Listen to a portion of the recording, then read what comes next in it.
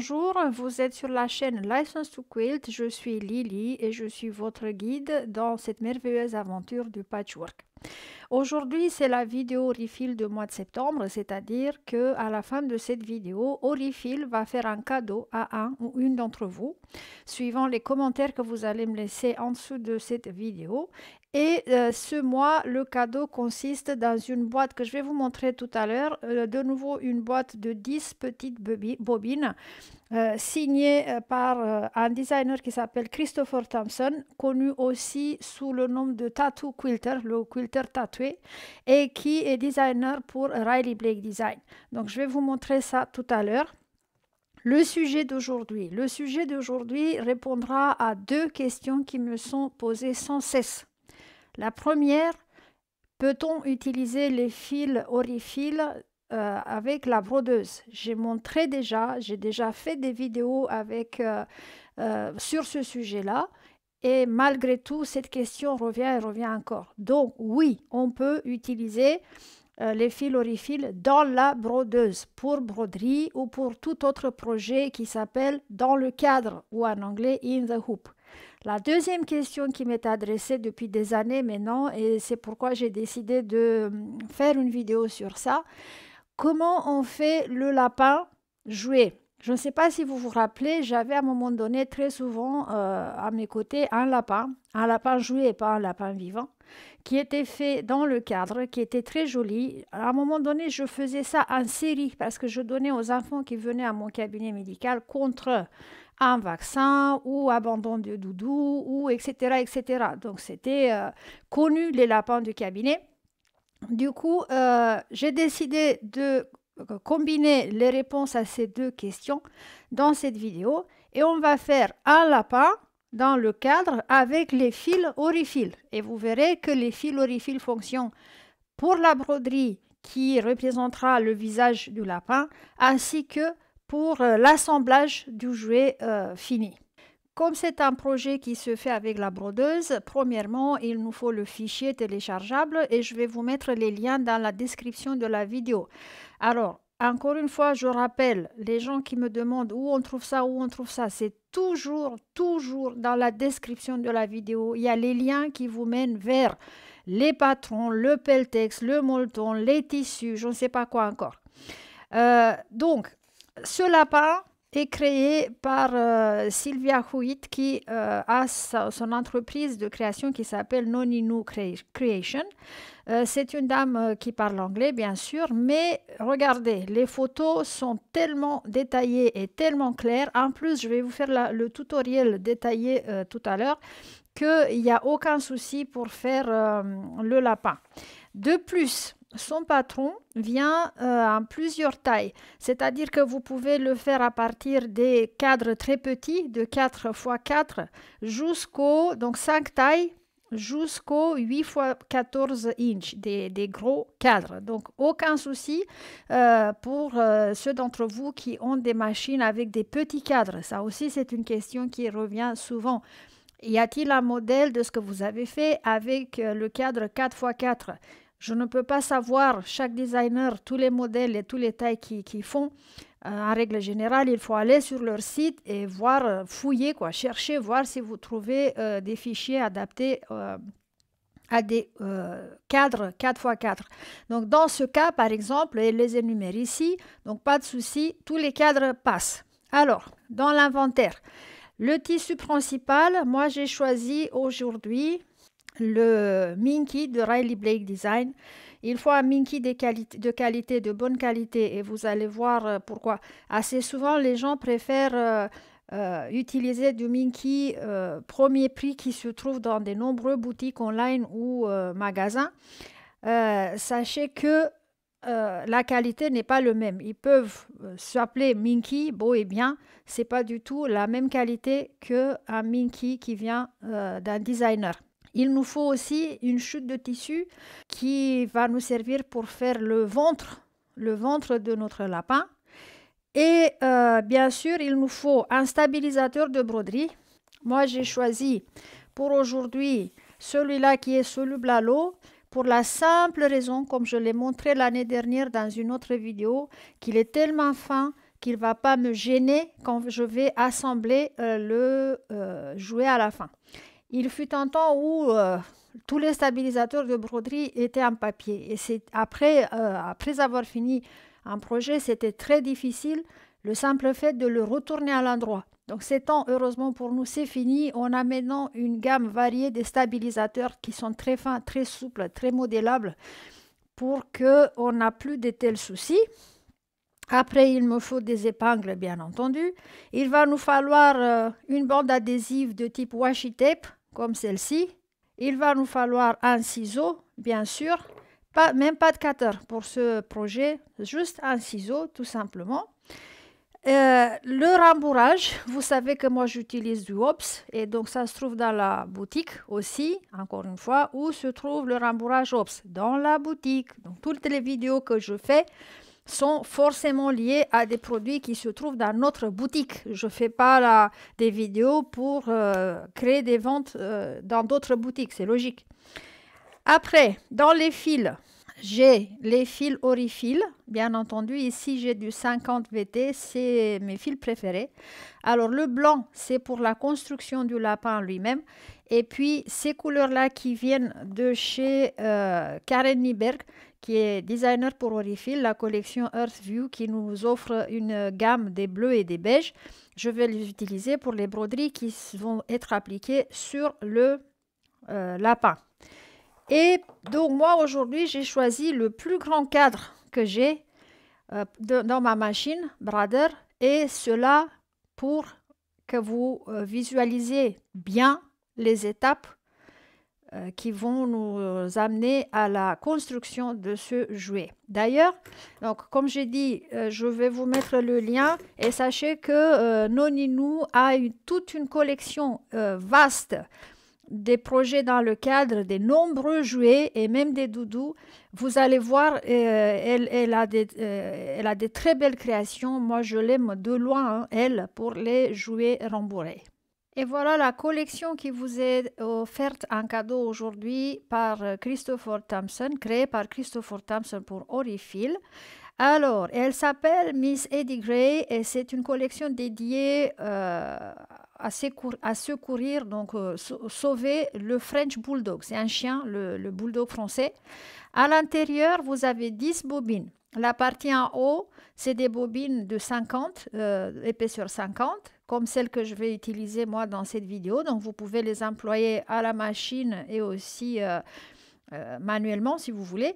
Et en bas, celle avec les bobines avec le plastique rouge, c'est des épaisseurs 12 qui est surtout employé pour la broderie manuelle.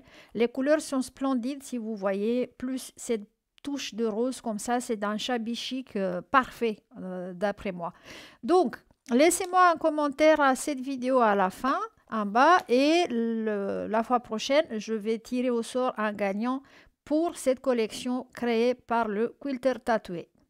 Vous préparez d'abord votre machine pour la broderie, suivant les instructions et le modèle de votre machine. Donc moi, j'ai enclenché mon unité de broderie, j'ai préparé mon cadre, j'ai mis le stabilisateur dedans. Pour le premier cadre, il me faut 50 cm de stabilisateur que j'utilise dans la longueur. Alors, on va sélectionner sur l'écran ou sur autre moyen, ça dépend de votre machine, la fonction de broderie. Le fichier, quand on l'a acheté, on le met sur une clé USB. Je répète parce que c'est encore une question qui revient sans cesse. J'ai les fichiers, qu'est-ce que je fais avec? On les met sur une clé USB parce que les machines informatisées comme celle-ci de nos jours sont capables de lire les clés USB. C'est comme ça qu'on fait les broderies.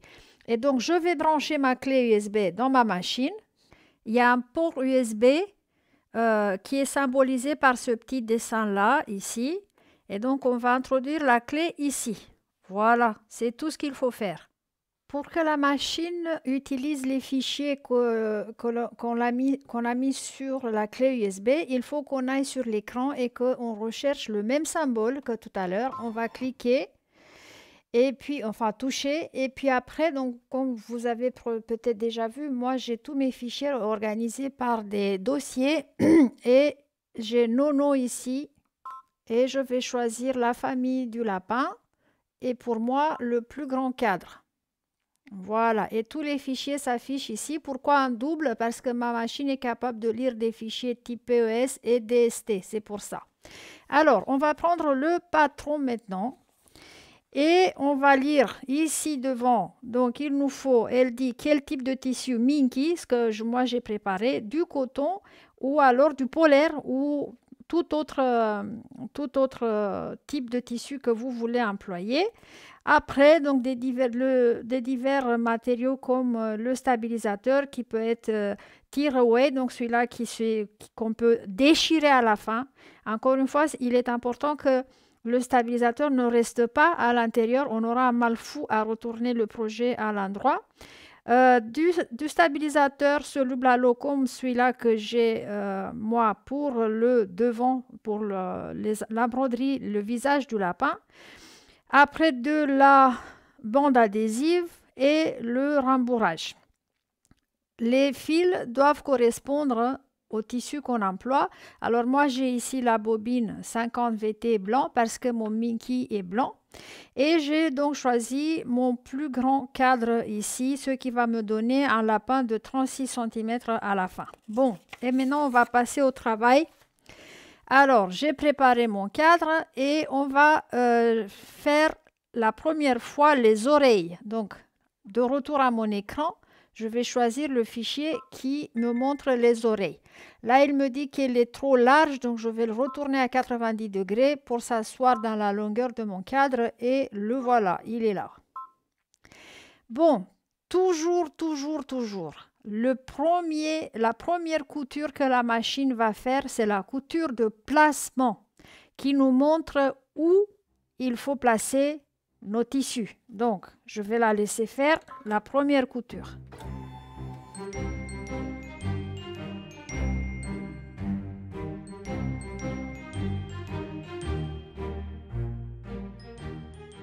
Cette couture est donc un guide et elle nous dit la quantité de tissu qu'on a besoin et où le placer. Ok? Alors, pour elle, il faut maintenant placer les tissus pour les oreilles. Il y en a deux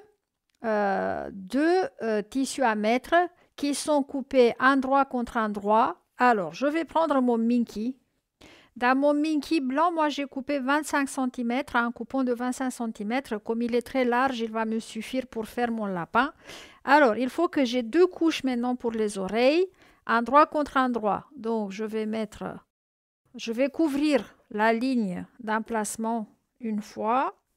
Et après, pour m'éviter à faire des coupes inutiles, je vais tout simplement plier le tissu sur lui-même et le ramener jusqu'à ce que ma ligne guide est couverte. Et maintenant, on peut passer à coudre les oreilles.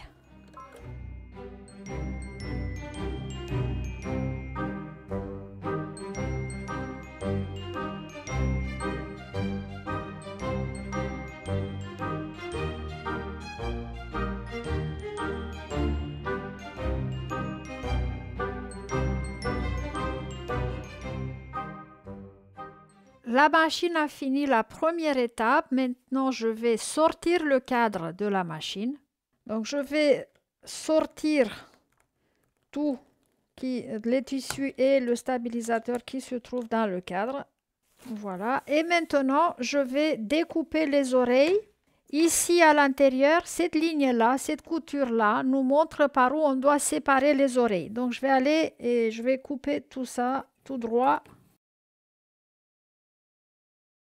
Alors, pour les courbes, soit vous utilisez un ciseau cranteur comme celui-là, soit un ciseau droit, mais il faudra faire des petits entailles tout autour pour qu'à la fin, les oreilles s'assoient joliment. Donc, je vais les découper autour de ces coutures-là. Travailler avec du Minky ramène beaucoup de peluches, comme vous voyez sur ma table. Et puis, l'arme secrète est l'aspirateur, un petit ou un grand.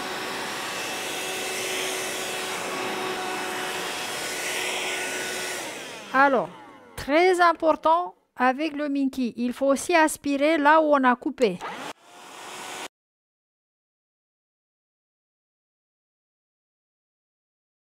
Et maintenant, on va retourner les oreilles à l'endroit et les oreilles ne seront pas rembourrées.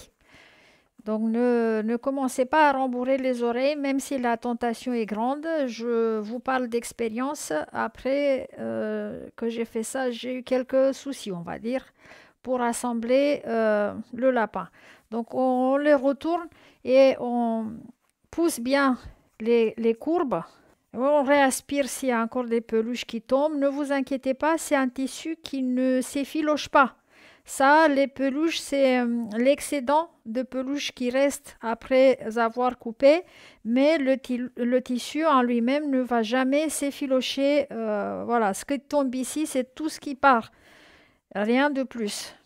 La deuxième étape est de coudre les pattes. Donc, on va retourner, on va éliminer ce design et on va réaccéder pour chercher les pattes. Mon plus grand cadre et là, c'est les pattes. Voilà.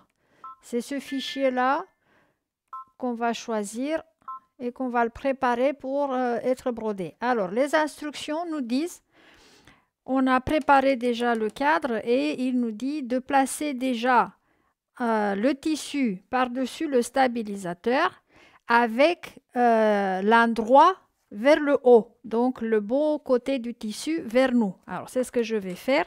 Et dans un premier temps, pareil que tout à l'heure et pareil que pour tous les fichiers de ce type-là, notre machine va faire la couture de placement, d'accord? Le placement stitch.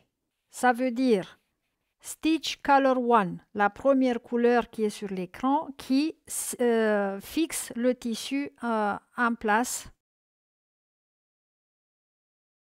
À cette étape-là, si vous utilisez un Minky qui a du relief, il faudra, le mien est lisse, vous voyez, mais si vous utilisez un qui a du relief, il faudra placer encore du stabilisateur soluble à l'eau comme celui-là par-dessus, donc faire comme un sandwich avec le tissu. Nous avons donc un tissu Minky avec l'endroit vers nous. Et maintenant, je m'apprête à broder les pattes. Je vais utiliser pour cela un marron qui vient de la collection Earthview. Donc, je vais changer le fil supérieur et je vais laisser la machine coudre les pattes.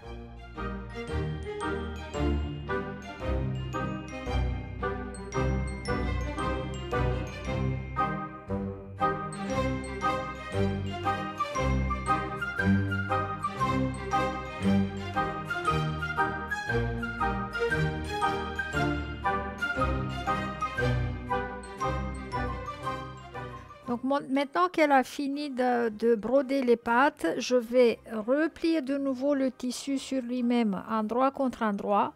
J'ai remis de nouveau le fil blanc dans ma machine et là, elle va coudre le contour des pattes.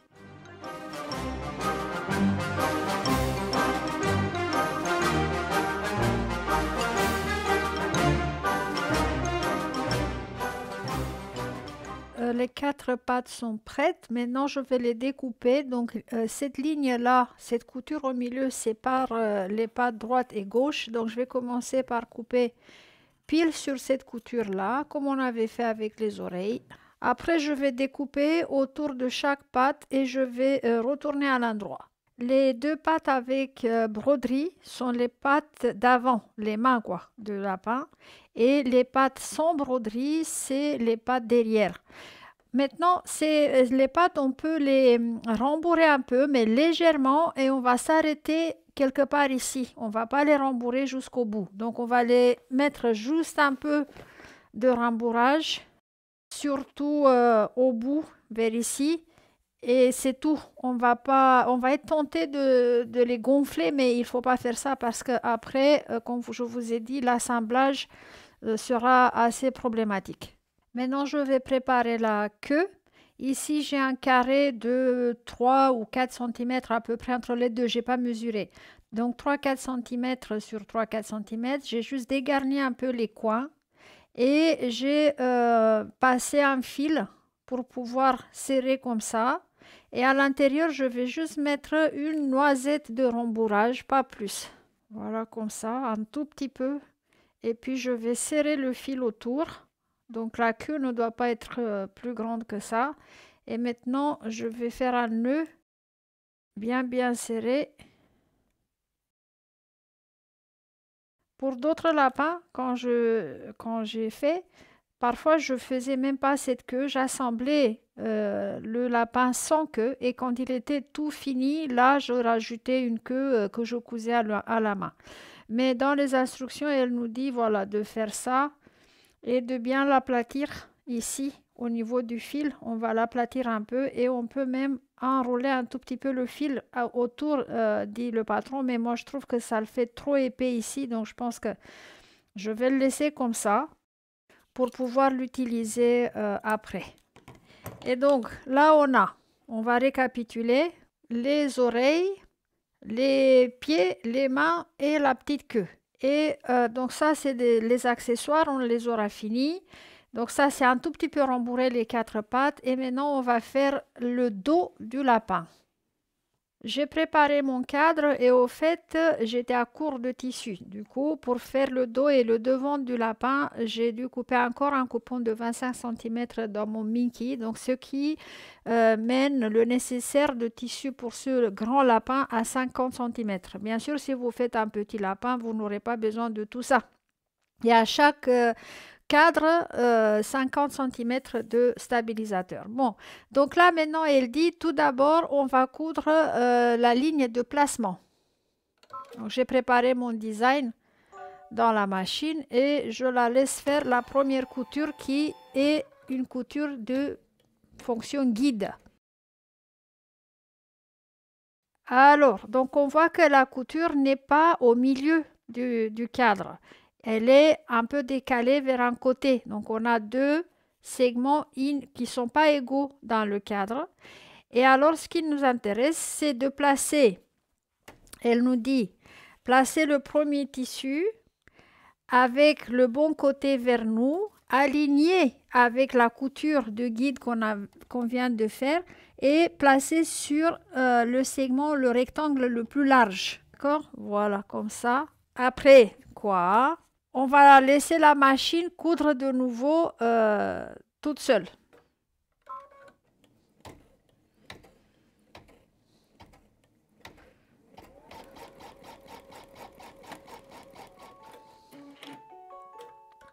Elle a cousu à gauche de la première couture guide. Voilà. Et là, elle nous dit, elle va encore coudre une fois la ligne de placement pour la queue.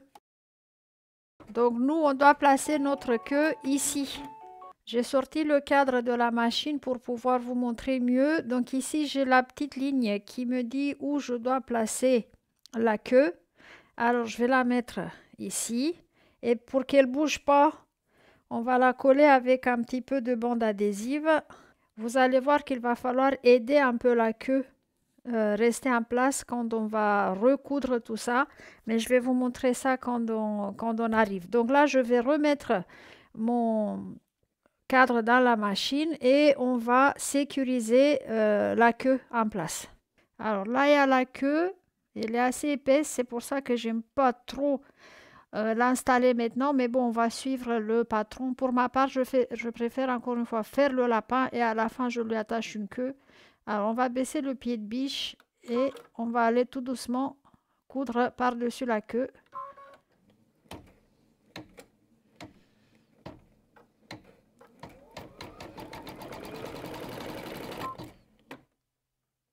J'arrête parce qu'elle est trop épaisse. Et je permets au pied de biche de se rasseoir sur la queue.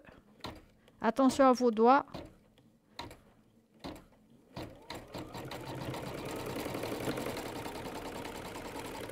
Voilà, c'est fait.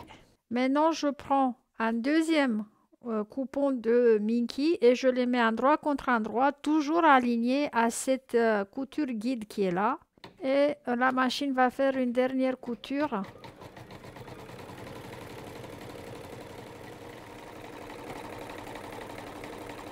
Donc là, on approche la queue. Il va falloir faire attention Et donc, je vais vous remontrer comment on aplatit la queue. N'hésitez pas à arrêter la machine quand ça ne va pas comme il faut.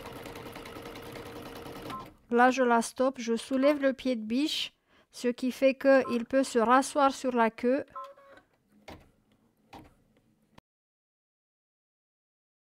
Et voilà, c'est bon. Maintenant, quand je vais ouvrir le cadre, la première des choses que j'ai à faire, je dois couper et je vais utiliser le ciseau cranteur à 1/4 d'inch. Donc voilà, autour de ces deux courbes-là.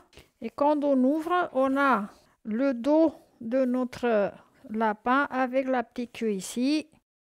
Voilà, c'est ça qu'on obtient. Et il n'a pas l'air vraiment d'un dos de lapin pour l'instant, mais c'est normal. Et on a encore la couture guide ici, donc on ne va pas encore la déchirer. Donc ça, c'est le dos du lapin.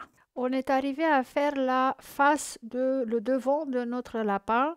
Et là, vous verrez que le fichier présente deux variantes, que ce soit en PES ou que ce soit en DST. Il vous présente deux variantes du visage du lapin. Pourquoi? Parce qu'il y en a une sans dents et une avec des dents. Donc, je vais choisir celle avec des dents. Et je profite de l'occasion pour compter. Donc, nous avons fait jusque-là 1, 2, 3. Et ça, c'est la 4e fois qu'on utilise. En fait, on a fait 4 cadres. Donc, il vous faut, on va dire, 2 mètres de stabilisateur pour cette taille de lapin. Donc, je vais prendre déjà la variante avec des dents. Voilà, il est là, notre lapin. Et je vais procéder à la broderie. Tout d'abord, la machine va me faire le contour du corps de notre lapin. Donc, je vais garder le fil blanc dans ma bobine ici. Ça, c'est le milieu du corps. Ça va nous aider pour se repérer quand on va assembler le jouet.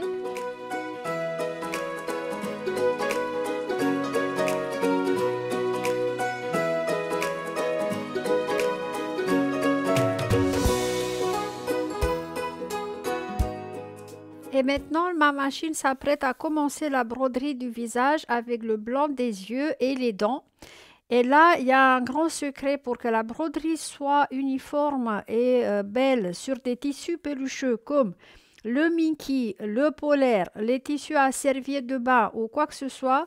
Il faut couvrir la zone à broder avec du stabilisateur soluble à l'eau. J'ai récupéré les chutes de mes cadres précédents et je couvre toute la tête du lapin avec un morceau de stabilisateur. Puisqu'elle va faire le blanc des yeux et les dents, je garde le fil blanc dans la machine et je la laisse faire. Donc le blanc des yeux et les dents sont faits. C'est difficile à voir parce que c'est du blanc. Mais je profite de l'occasion, vous verrez parfois le stabilisateur soluble à l'eau quand la broderie est trop dense comme ici, peut casser. Alors c'est pas grave, je prends un autre bout, une autre chute et je remets une couche. Voilà. Et là, on va faire le bleu des yeux.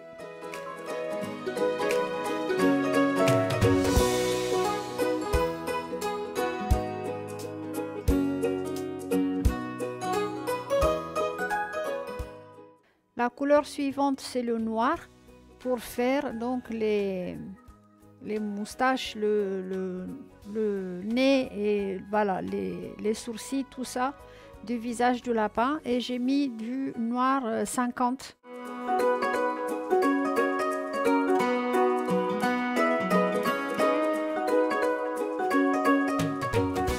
Là, j'ai remis le fil blanc, donc j'ai fini tout ce qu'il y avait à faire avec le noir parce que donc, la machine va encore rajouter un petit peu de blanc au niveau des yeux. Et après, je vais utiliser le rose pour faire le nez.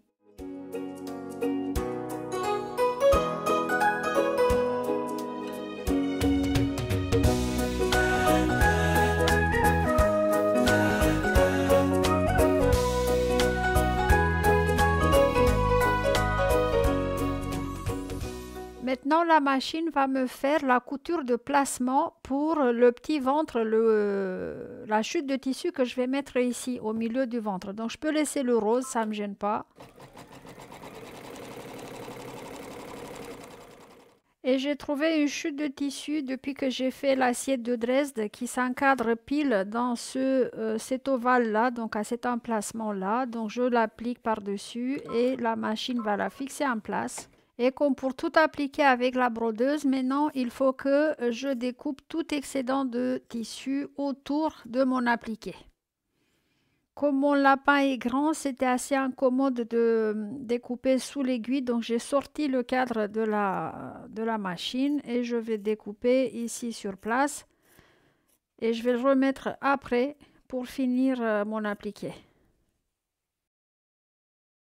Pour finir l'appliqué, maintenant la machine va faire un zigzag. C'est une broderie très dense, très serrée. Donc je vais rajouter du stabilisateur soluble à l'eau par-dessus tout le ventre de mon lapin et je vais même mettre 2 couches. Et j'ai changé de couleur. Moi, j'ai choisi un bleu. Après, vous choisissez la couleur qui vous convient. J'ai fini tout ce qui est broderie et appliqué et j'ai découpé grossièrement au ciseau l'excédent de stabilisateur que j'avais mis pour les broderies partout et maintenant je suis prête à assembler le jouet. Premièrement, donc j'ai remis mon fil blanc dans la machine et maintenant on va commencer par placer les oreilles. Donc vous verrez, premièrement la machine va me mettre la couture de placement pour l'oreille droite.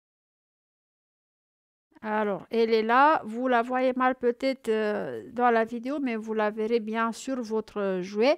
Donc, normalement, l'oreille droite, quand le jouet sera fini, elle sera là. Donc, on va la mettre vers l'intérieur du jouet et je vais aligner l'ouverture de l'oreille avec la couture de placement que la machine a fait.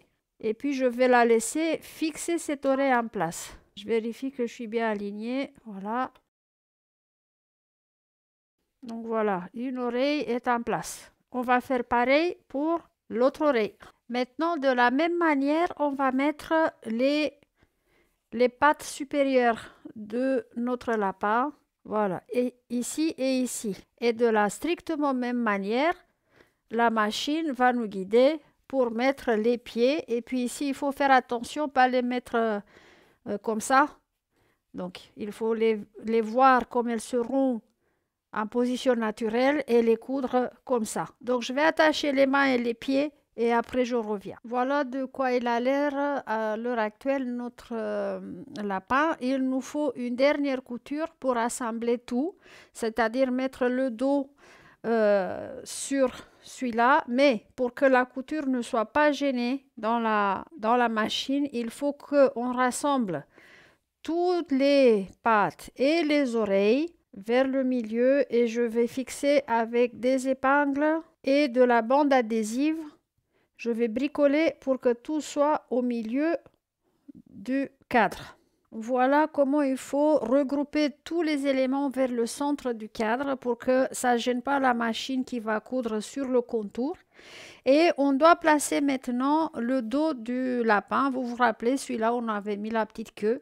Donc, je vais le retourner pour le mettre endroit contre endroit. Et puis, faites attention aussi, la queue doit être en bas, pas la mettre derrière la tête.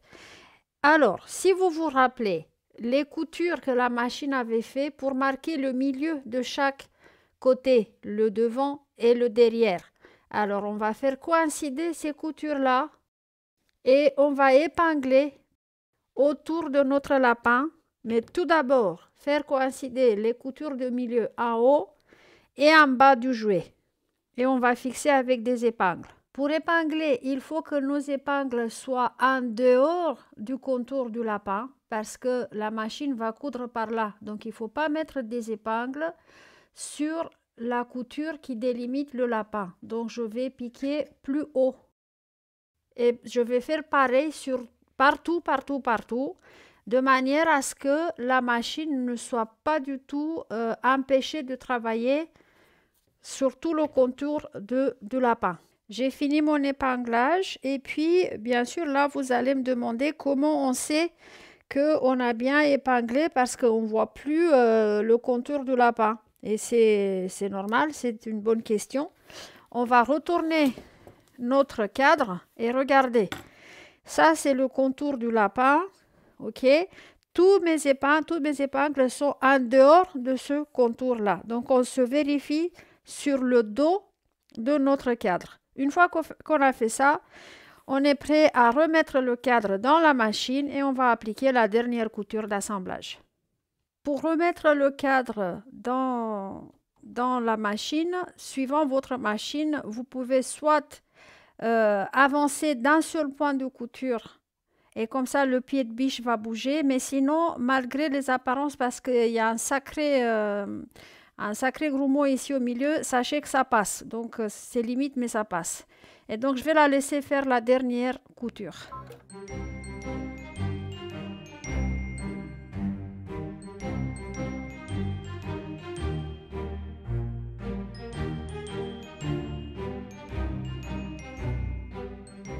Quand j'arrive au milieu de la tête ou avant le milieu de la tête, je m'arrête. Ça, c'est une préférence personnelle à moi, hein. Je soulève le pied de biche et j'essaye d'écarter, d'ouvrir la couture pour qu'il n'y a pas trop d'épaisseur sur une seule côté de la tête. Et je continue. Voilà ce que je voulais vous montrer. Ce n'est pas obligé de faire ça, mais moi, j'ai observé que c'est mieux pour l'économie d'épaisseur sur la tête du jouet.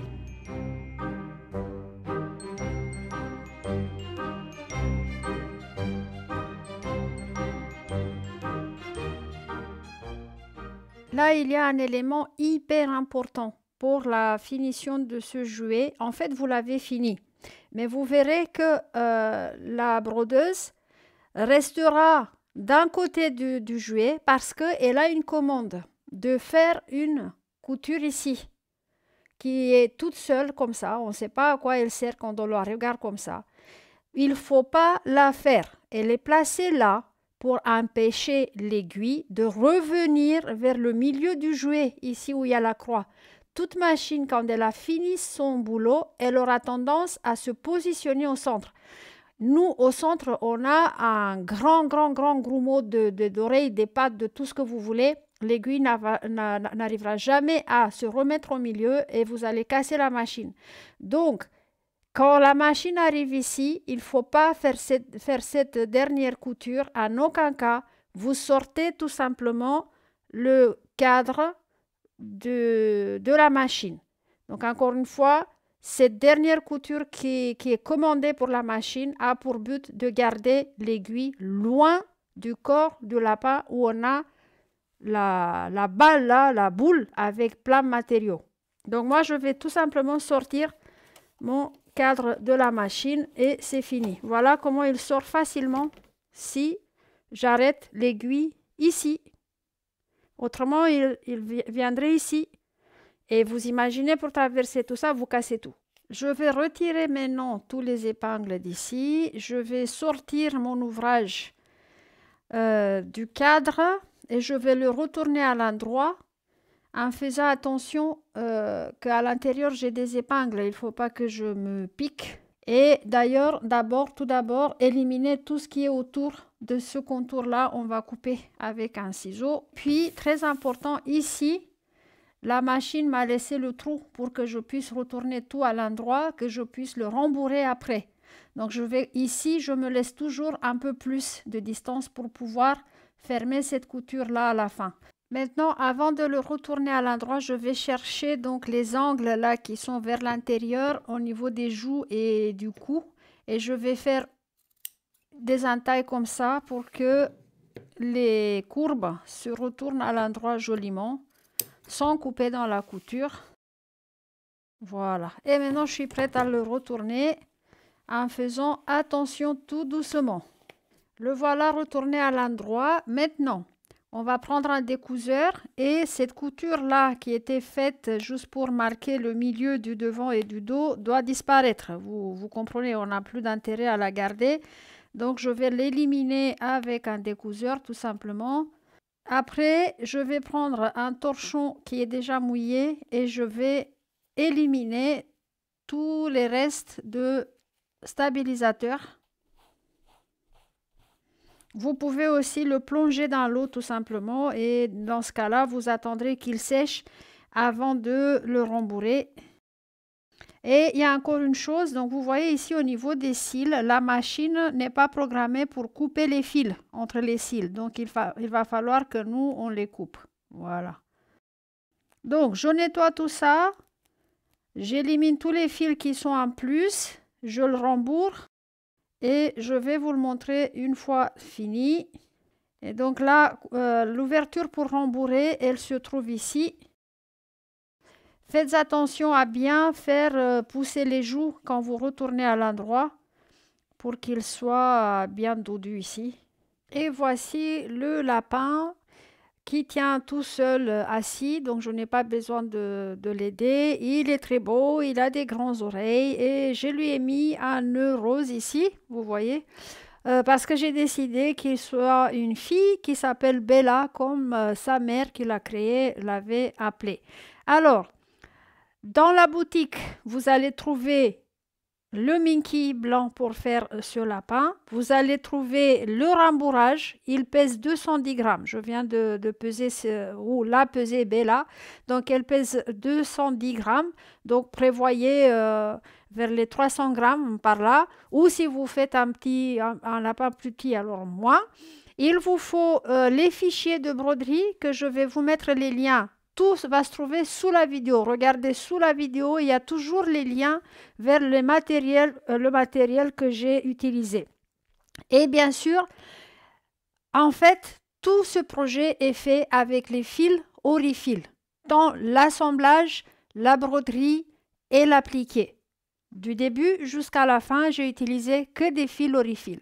Alors, on aura appris dans cette vidéo que, encore une fois, les fils Orifil peuvent être utilisés dans la brodeuse. Deuxièmement, on aura appris comment on applique une broderie sur un tissu pelucheux, comme le Minky, le polaire ou les serviettes. Il faut toujours couvrir la zone à broder avec un stabilisateur soluble à l'eau. Et on aura vu aussi comment faire un jouet avec la brodeuse, in the hoop, dans le cadre. La dernière fois quand j'ai fait une vidéo Orifil, j'avais promis que je donne une boîte la collection créée par la petite quilteuse de 9 ans. La gagnante de cette boîte est Laurence Walter. Donc voilà, contactez-moi pour que je puisse vous l'envoyer. Et Bella vous offre aujourd'hui la collection Miss Gray que je vous ai montré en début de la vidéo, des couleurs shabby chic créé par le quilter tatoué. Donc, laissez-moi un commentaire sous cette vidéo-là pour que la prochaine fois, je puisse choisir un ou une gagnante pour cette belle collection de fils Orifil. Alors voilà, c'est tout pour moi aujourd'hui. Je tenais à faire cette vidéo depuis longtemps. Je vous ai répondu à plusieurs questions d'un coup. Et puis, vous aurez aussi la chance de gagner un cadeau Orifil. Je vous donne rendez-vous pour une prochaine fois avec des nouveaux numéros de magie et nouvelles aventures. Au revoir tout le monde.